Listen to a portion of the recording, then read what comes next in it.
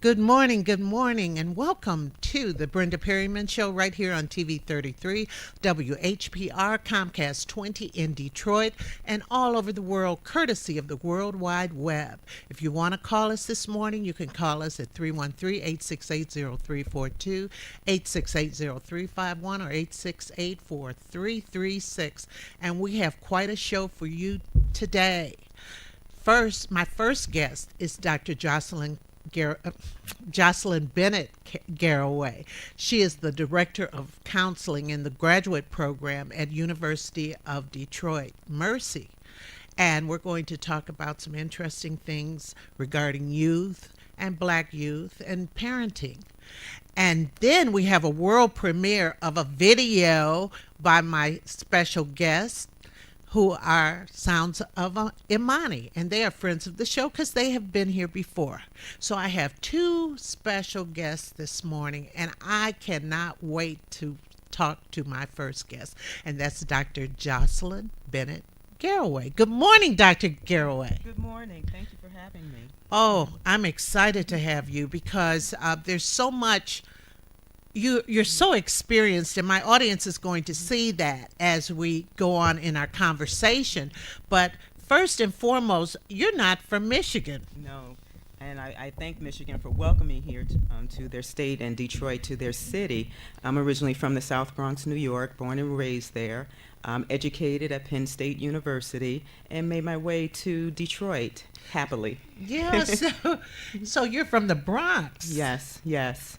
Oh, I like the Bronx. It's a beautiful place. It's a friendly place, wonderful place. Dispel the myths of New York City. It is a place that helped me find my direction in terms of what I wanted to do and how I wanted to have an impact on the young people and, in particular, the black community. So, how did that affect you? I mean, how did that community lead you on this path? What were the things that you noticed about growing up? The blight, the challenges of, in particular, the African American children growing up, the limitations and role models visible, and knowing that we needed some direction, we needed some hope, and know that we could achieve, and we had to go outside of that community to try to find that achievement. And I wanted to be a part of that. I wanted to be a part of that development and be that role model for those who did not have the opportunities I was able to have. I saw my friends isolated from opportunities that were afforded me because of being able to negotiate the system and being able to have that family support. That was an excellent term, negotiate the system. And that's how a lot of people do get caught up. They're not able to negotiate the system. It is a special skill, and it's a skill that was taught to me by my parents, by my immediate family, by my observations of knowing how people reacted to some of the things that I may present. How am I able to communicate effectively with others to be able to get where I needed to go, and how to, unfortunately, but fortunately, use the system to my benefit. And be able to monitor and adjust as you're making it along the way, because sometimes an obstacle can get in your way, and a lot of people let that stop them. Instead of saying, I see what's there, let me adjust some kind of way. Definitely, you have to really look at challenges as an opportunity. A challenge, especially for me, and to look at it as a way of knowing that I can burst through this obstacle in some way, shape, or form. I can go over that obstacle. There must be a way around it. Others have made it around that obstacle. There must be a way for me to make it through that obstacle and to figure out what is the best way of achieving that. Like you said, you were very fortunate. Yes, yes. Because more people than none aren't able to do that. So you went to Penn State. You worked at Penn State also, didn't you? Yes, for a number of years, about 18 years between my master's and my doctorate. Really? So when you were there working, what were your positions? Started as an academic advisor, and then I moved in 2 years into the position of Director of Diversity Enhancement Programs, where I worked with the African American and Latino students in the College of Business at the university, serving as that mentor, that role model, that counselor, that advocate for the students that were at Penn State. Penn State is a predominantly white institution, and so to be able to negotiate that system, especially with small population of African American Latino students, was difficult. And so I was that person that the students can come to. Why is it so difficult? I guess I have my thoughts on that, but tell us why.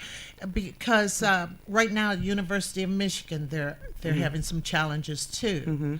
Why is it so difficult? The culture? The culture. We can have policies of inclusiveness, but it doesn't change the people. It doesn't change the attitudes of people. And that was a big challenge for the students at Penn State. The students had to negotiate the criticisms, the myths, the beliefs about who they were just because of their ethnic identity. And sometimes in a lot of those classes, you may be the only black student. And I'll never forget, and it was a graduate class. I was at Eastern Michigan, and in this particular graduate class, the first class meeting, the director, every time he mentioned black or something, he stared right at me. Yes. He stared right, and it makes you. And I thought I was past that. And I said, what is he doing? And then, too, I was in the theater program there, and that was a day when I was the only black person in that theater department. So I was relegated to certain roles unless it was a lab theater production, something that I put together. Yes. You see. And so you can be intimidated and not have, in those days, I didn't have anyone to go to. Right. Because in the very first drama class, it was all white students. And I'm saying, what am I didn't mind being around them, but they started acting like, okay, I know this, I've been in Shakespeare, I've been in this, that, and the other thing. And I said, gee, I haven't been in any of that. And I wrote a letter to the professor, and I told him I have to drop out of this class. I can't do this. Everyone's so experienced. And he brought me in his office. He said, I am going to, they come in, they're showing off. Now imagine where they have to go to show me something. He said, you're in the perfect place. And I really owe him for staying in there. But we did not have a diversity person. And that person is very, very important on a campus where. Your story is my story. When I first arrived at Penn State, these positions did not exist when I was an undergrad at Penn State. And so I was not only the only African American female in my class of psychology, which you can imagine at a big 10 institution, 100 to 300 students in a class. I was the only, at the time, African American female graduating with a Bachelor of Science in psychology. Only one? The only one. And I used that to my advantage. I made the department know who I was. Yeah, they do know who you are, and know me from a different perspective.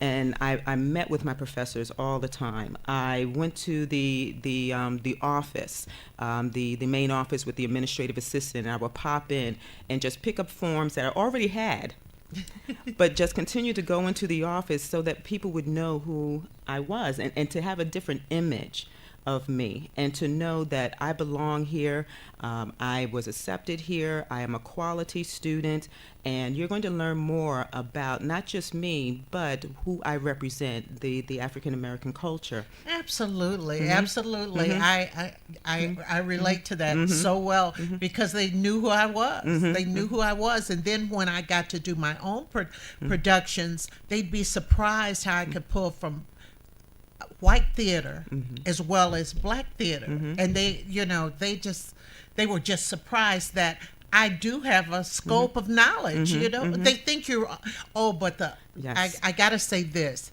when it came to, say, if it was a play with broken English and black people, I didn't really know how to they expect you to know how to talk right like that. You are the expert. Yeah, you are the but expert in that nobody area. talk like that. So I know Right. what you mean. So you've been around, you've been counseling and so forth a long time. Now let's get to the youth. And you're here in Detroit, but you know, around the country in the past 10, 15 years, there have been so many tragedies at high schools in particular. Yes. It's not that it hasn't been at middle schools and so forth, but at high schools in particular, Columbine and others, where youth have just gone awry.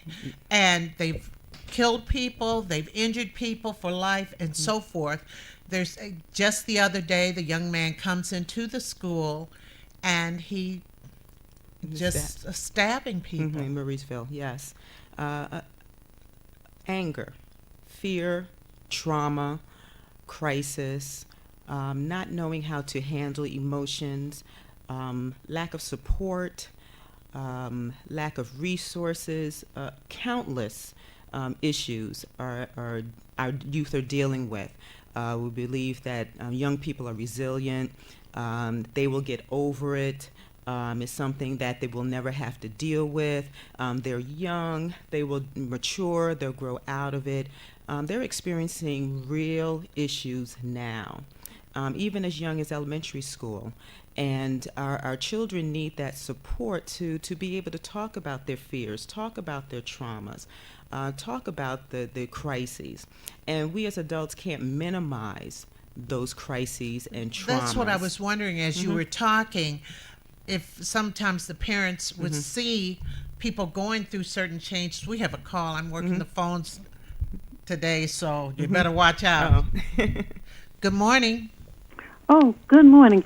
Happy Friday to both of you. Oh, Good hi. morning. How I are have you? two questions. Yes. First question is, born and raised in New York, how did you escape the New York accent? Thanks to my father. My father is actually Gullah from South Carolina. Yes, from Charleston. He was born in Mount Pleasant. And I picked up a lot of his accent, some of the words, and I really work at it at times when I'm tired. You really hear the Gullah accent come out. The other question is, what is your evaluation or analysis of rap within our culture these days? Rap. Rap, good and bad, in the sense of it's an outlet. It's creativity. It's poetry. It is artwork.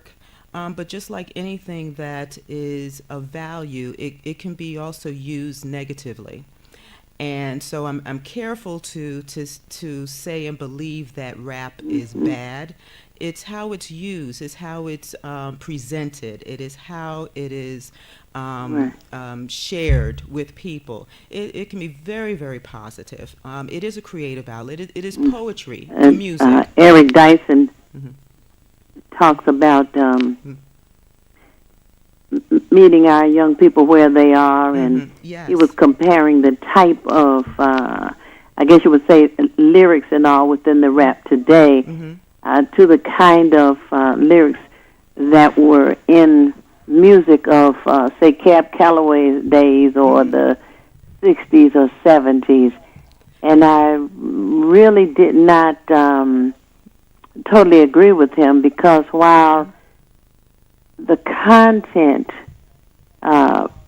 was, say, about sexuality, same, it was not as blatant as it is today in the rap music. Yeah, every generation has its controversy. Every generation had its style that they tried to hide from the adults of that time, of that generation. And I think we have expanded in terms of how far we have reached and how far we have gone with that controversy. But it is a way of connecting with the young people. It's just a matter of how it's presented and how do we use it and how do we embrace it as adults to share it with the young people, to allow them that opportunity to express themselves. Wow. Yeah. Theo, what do you think? Well, I agree. Yes. I think that I have a co-host who is a much older than the young people of today, and he writes rap lyrics, but he does it in order to get a message through to them, which is very admirable. And we just have to continue to talk with our young people Right. Yes, to get them yes. to understand the values that we've been raised with. Well, thank you so much for calling in. I want you to have a great weekend Thank you. and Thank keep you. listening. Thank you.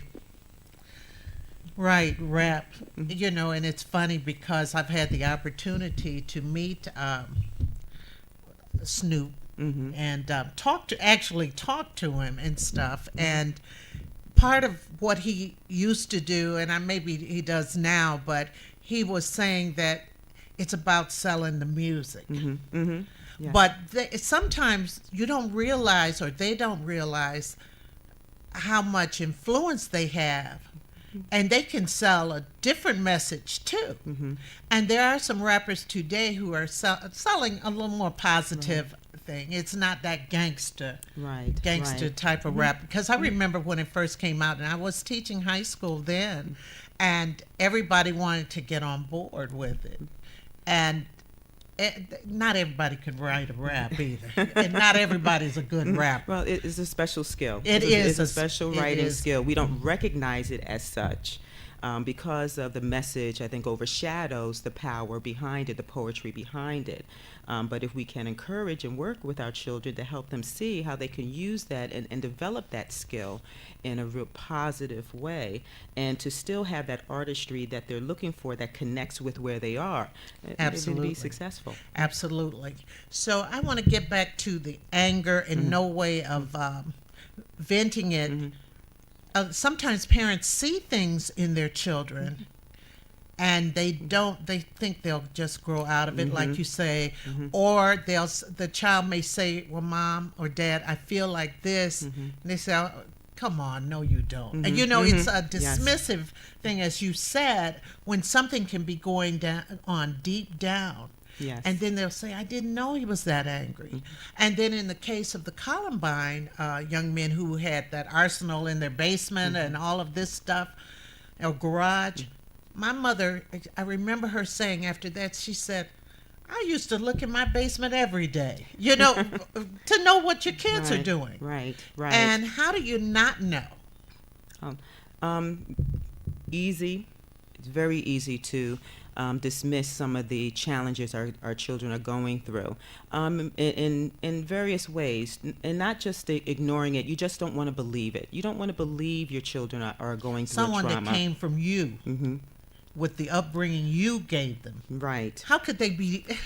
How can they be that angry? You're doing the best that you can. You believe you're being as supportive as you possibly can.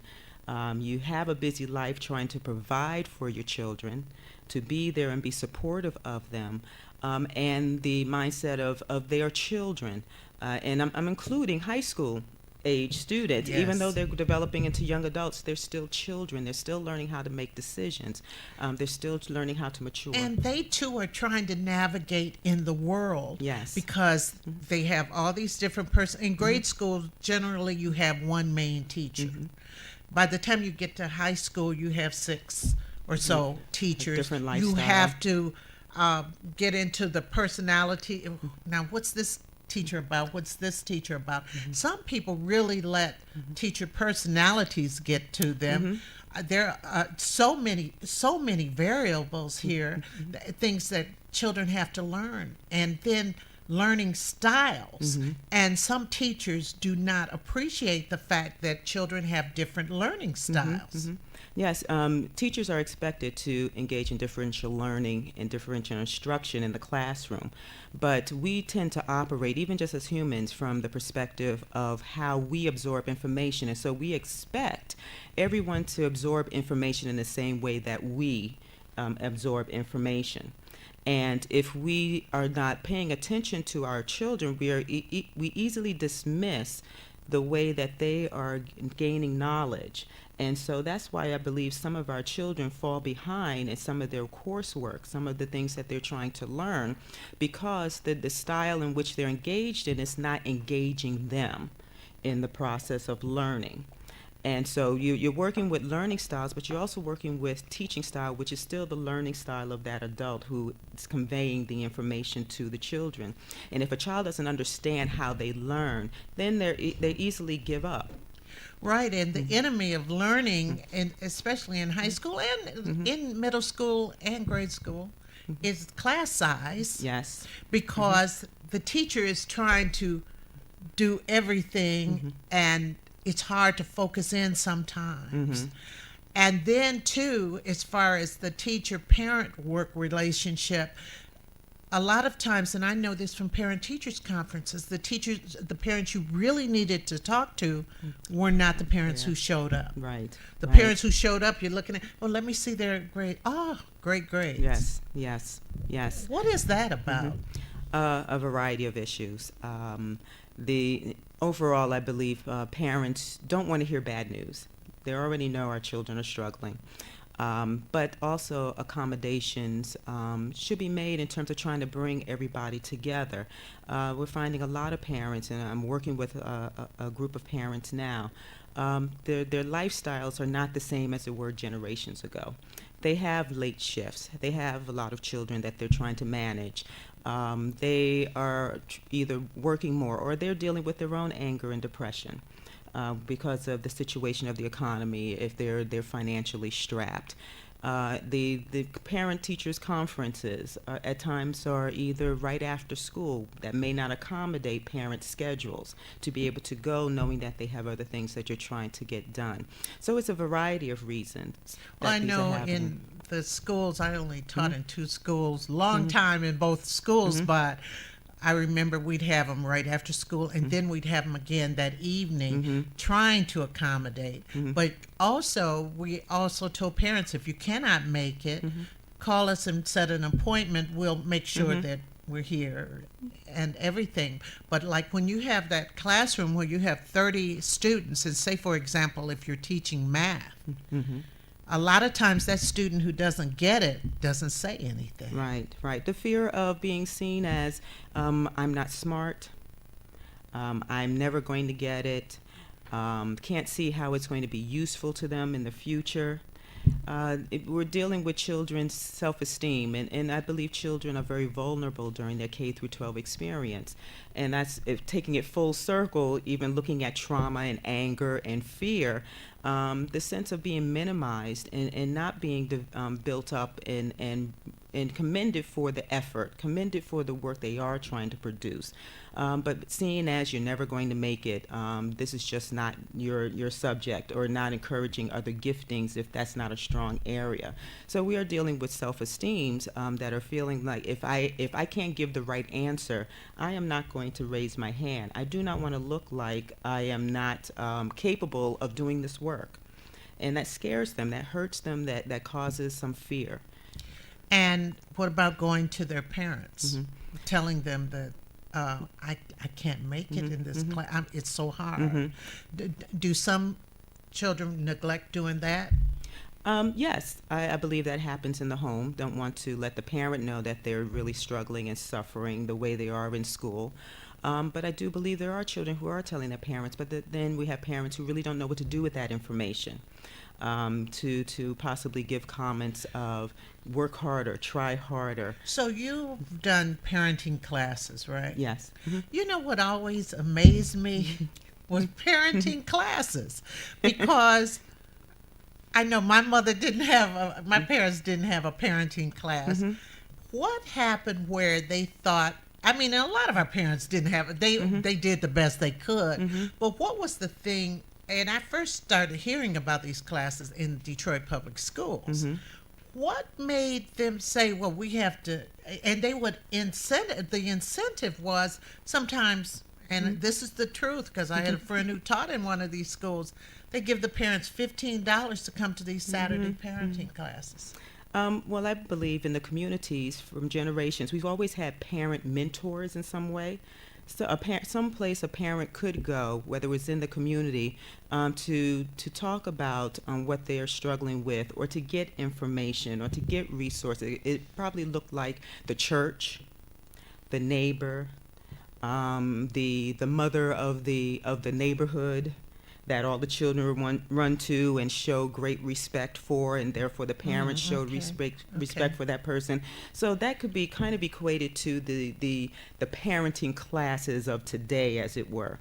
And so in our communities, we don't see that structure as much anymore, where there is that one house or that one mother of the neighborhood or the father of the neighborhood that people refer to as mama, so-and-so or aunt so-and-so, or someone definitely that you know that you called Mrs. or Mr., and if you as a child did not greet them in a certain way and say hello, you heard it from your parents. Yes. You were reprimanded from mama so and so, and you got reprimanded from your parents. I think all of us always wanted another adult that your child could go to in case they couldn't come to you. That was something that I felt was very, very important. And parenting styles have a lot to do with the academic, the social, and career success of young people. Can you talk about that? Yes. The words parents speak into their child can help develop that child. It all starts with that communication. It all starts with that relationship, relationship of understanding and believing in your child, knowing who that child is. And so if a parent with warmth is able to create that structure, create the environment in which they can set boundaries as well as build up the child, that child will find themselves more successful in all arenas of their life, including their academic, their career selection, and their social development. Okay. And do you find that a lot of young people in maybe even middle school or grade school, and of course high school, experience depression? Yes, I do. From what's going on in the home to what's happening in the neighborhood to what's happening in school, our kids are really feeling the sadness. They're not feeling the connectedness or the love.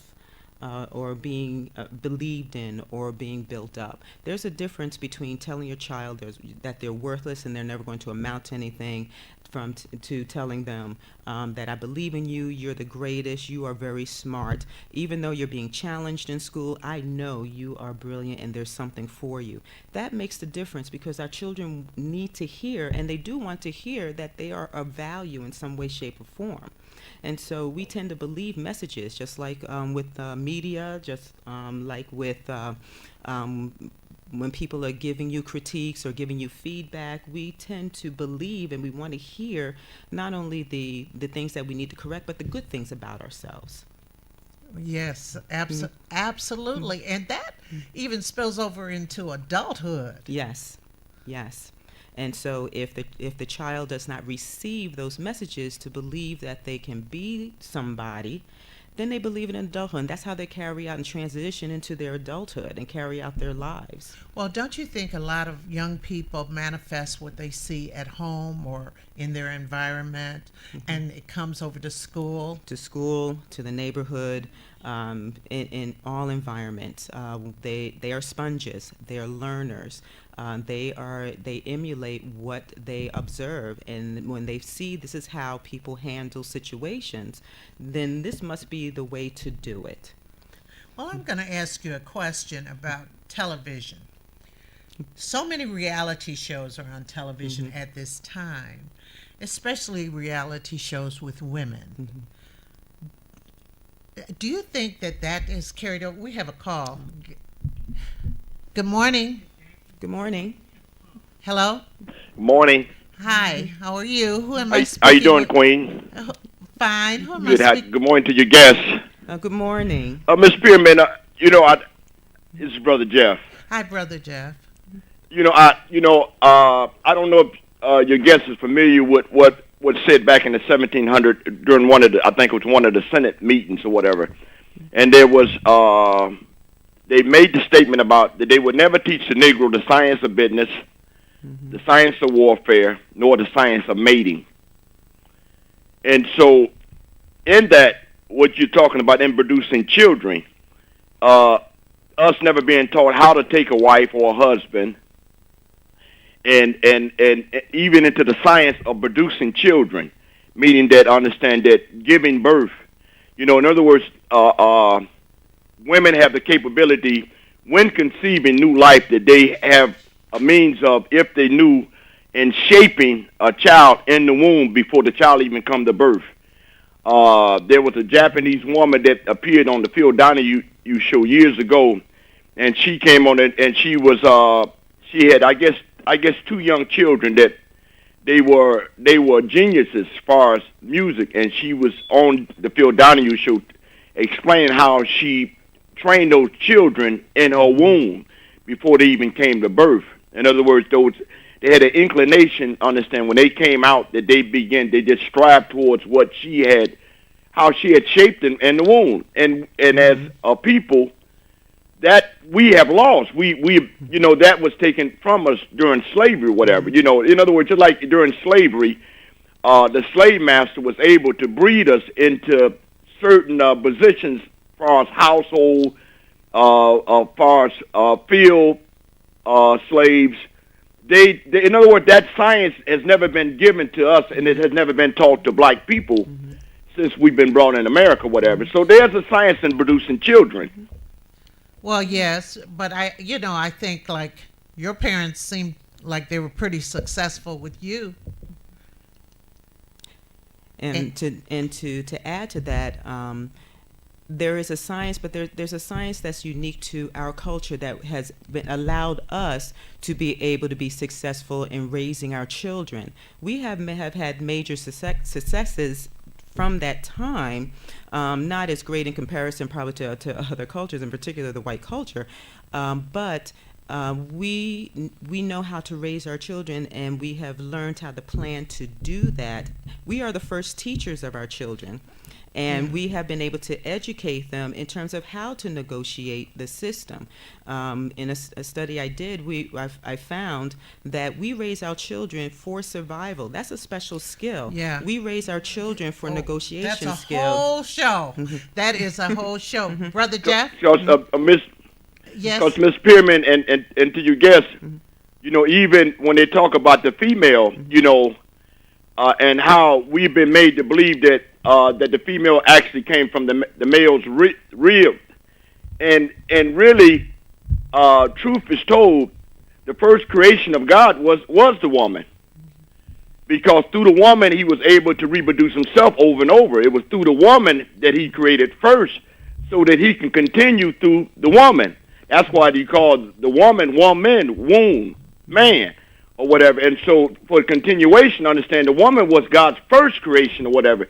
And this is why a lot of times when I see women, and they talk about careers and whatnot, and I say, you really don't know that the greatest career that God has given you was being a mother, whatever, because you are the first nurture, you are the first doctor, you are the first lawyer, you are the first all or whatever. If it doesn't, absolutely. in other words, First you say people doctor. judge nations not by men but by women, and a nation will rise no higher than its woman, and when, as far as the world changing, it's not going to change until the woman wake up and realize who she really is. Well, they're trying. We're trying. Thank you, Brother Jeff. Thank you. Thank you, Miss Perryman, and God bless you and your guests. Have a blessed God bless day. you. Bye-bye. There is so much to talk about. That's a whole nother subject. And when he Yes. said the woman's the doctor, if you have children, you end up trying to be everything to Yes. them. And then some people don't know what to do. They may not have that mother. They may not have that person who says, this is what you have to do next, and so forth. My mother was a nurse. So she had told me a lot of different things. Right, But what right. if you don't have that person? That means you're running to the doctor every 5 minutes, and different things that you're doing. And I really wanted to get into the parenting styles, different parenting styles. But I know I have to go to my next guest shortly, and I need to know. I got to get you back. Oh, thank you. I would be Really, happy I to come do, back. because there's so much to deal with and to talk to. And you Yes. are working with a parenting group right now. Yes. Would you like to tell the audience who they are? Yes, the Detroit Parent Network, and they offer actually classes through their parent university through Detroit Public Schools, and you can contact Osborne, Cody, the DIA, the Detroit International Academy, and several other schools to find out about their workshops at the Parent Resource Center. So if you call up Detroit Public Schools and ask for the Parent Resource Center, they will direct you to one of those centers. We have I can't take this call right now. I am so sorry because I have to go to my next guest, but let me, 30 seconds. Good morning. Good morning. Hello. Oh, maybe they hung up. Well, you will be back. So thank you. Thank I you. definitely, because there's so much. And remember, this is Dr. Jocelyn Benett Gardway. She's at University of Detroit Mercy, the Graduate School Counseling Program Director. And my guest this morning. Thank you so much. Thank you for having me. It was a pleasure being here. Oh, it's a pleasure you coming on. And the sounds of Imani are next. Imani.